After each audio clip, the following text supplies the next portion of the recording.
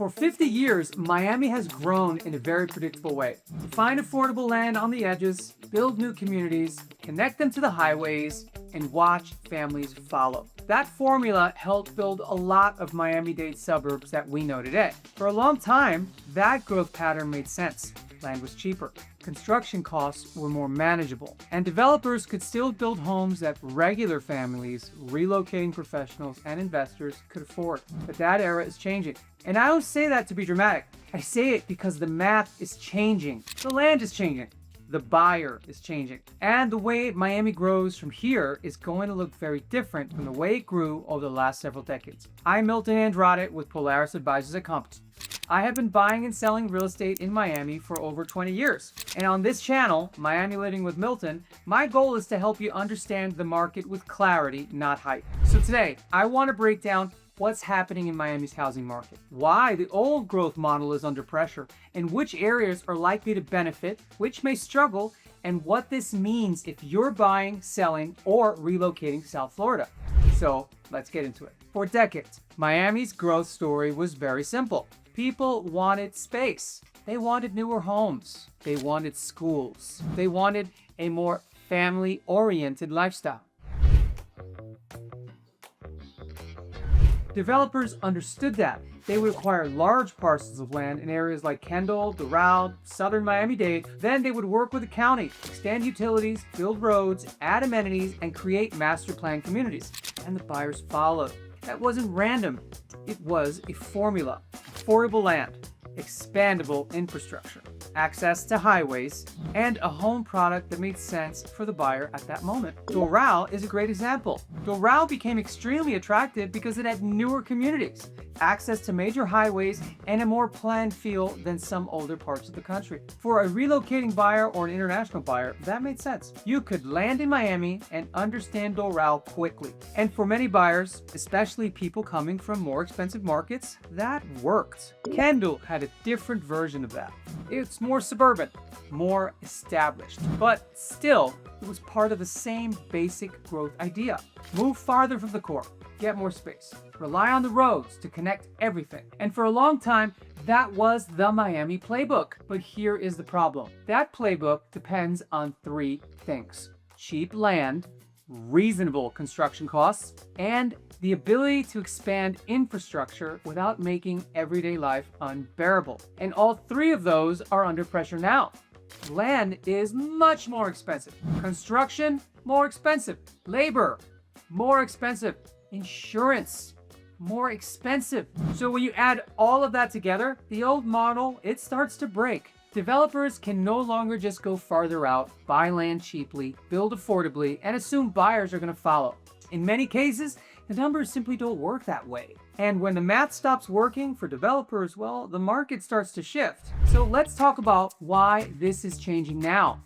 First, land costs. There is only so much prime land in Miami-Dade, and the land that is available is no longer cheap. When land gets expensive, developers have to build more expensive products to make the numbers work. That immediately changes who the buyer is. If a developer cannot build something that sells at a price that a local buyer can afford, then the project either changes, gets delayed, or doesn't happen. That is one of the reasons we're seeing so much pressure in the housing market. The demand is there. People still want to live here. But the product that is financially possible to build, it's often not the product that the average household can afford. And second, construction costs, materials, labor, insurance, financing, all of that matters. And when those costs rise, it becomes very difficult to produce affordable new housing, especially in desirable locations. This is one of the reasons Miami has become so expensive. And it's not just because people want to live here. It is also because replacing housing, adding housing, is very expensive. Third, infrastructure. This is the part a lot of people ignore. You can't just keep pushing people further out and assume the roads will absorb it. At some point, the commute becomes a tax. You may save money on the home. You may even get more space. But if you're spending hours in traffic every week, that has a cost. It affects your time. It affects your stress. And it affects your family life. And this is actually a good place for me to pause and mention this.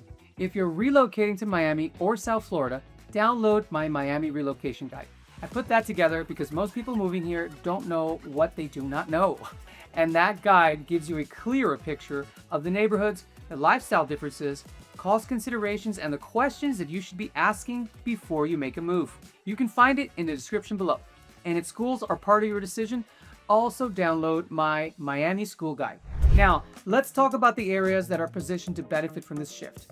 The new winners in Miami are not random. They tend to have a few things in common, and that's existing infrastructure, strong lifestyle identity, access to jobs or major corridors, walkability or convenience, and a reason for people to keep choosing them even when the market becomes more selective. Think about areas like Brickell, downtown Miami, Edgewater, Coconut Grove, Coral Gables, and certain pockets near transit or major employment centers. These are not all the same. They serve different buyers, but they share one important thing. They are not depending on some future promise that maybe one day the area will become convenient. They already have a reason to exist. Brickell is the clearest example. Brickell's not just a condo market anymore. It's becoming a serious business district. You have a major office investment. You have finance. You have restaurants. You have walkability. You have a real urban lifestyle. Now, Edgewater is another area that benefits from this shift. Edgewater has location. It has proximity to downtown, Wynwood, Midtown, Design District, and Miami Beach. It has water views in certain buildings. It has newer construction. It has an urban feel without being exactly Brickell. For buyers who want access but maybe don't want the intensity of Brickell, Edgewater can make sense. Now, Coconut Grove is different. Coconut Grove is not about high-rise density in the same way.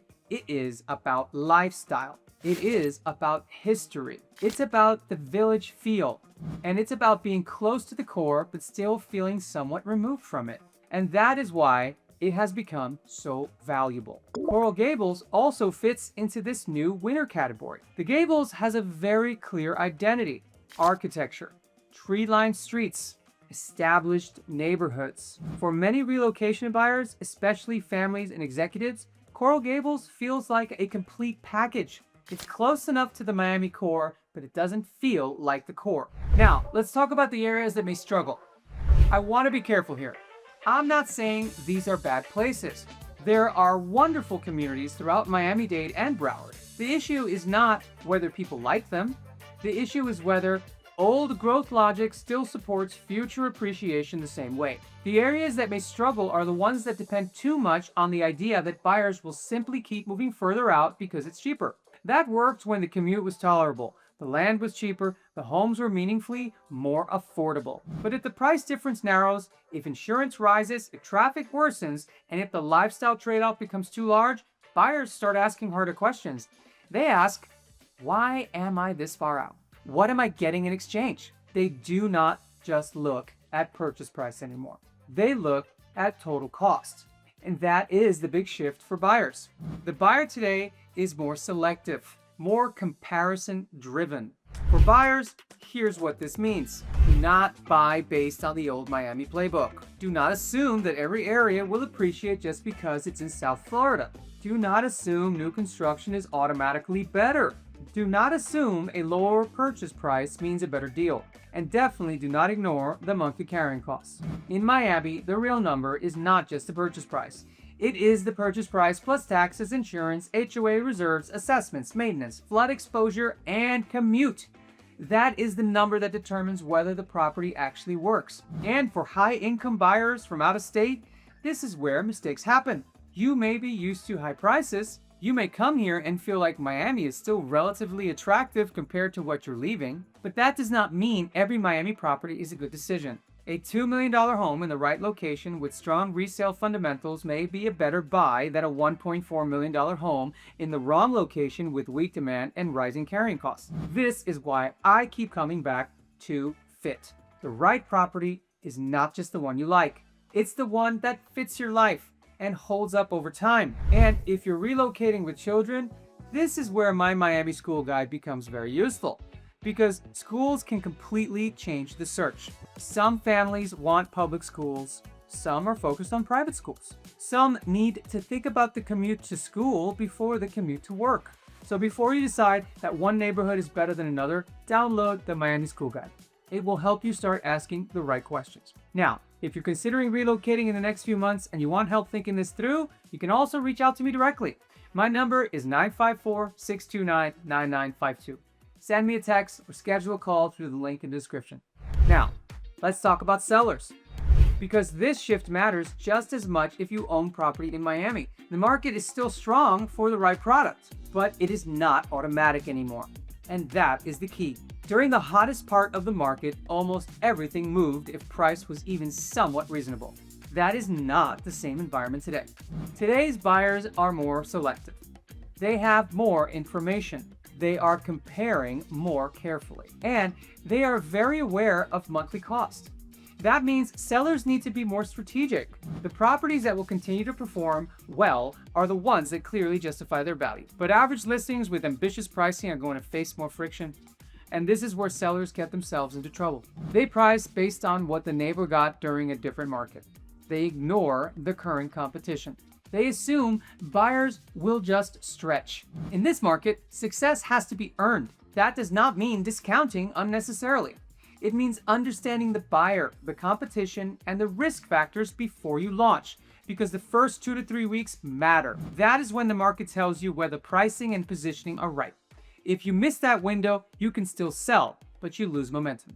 And once a listing loses momentum, buyers start asking what is wrong. So now, let's talk timing. This shift is not something happening 5 years from now. It is already happening. Miami is seeing a major infrastructure investment. Transit-connected neighborhoods are becoming more important. The underline is changing the way people think about mobility around the Metro Rail corridor. And buyers are becoming more sensitive to commute, cost, and quality of life.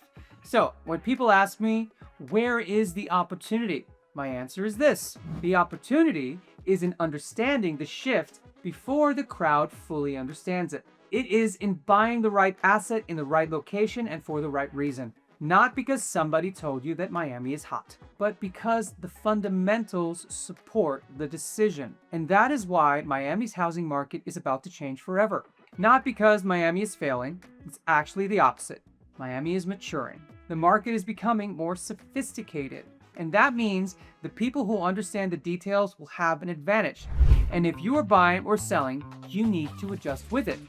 If you're relocating to Miami or South Florida, make sure to download my Miami relocation guide in the description.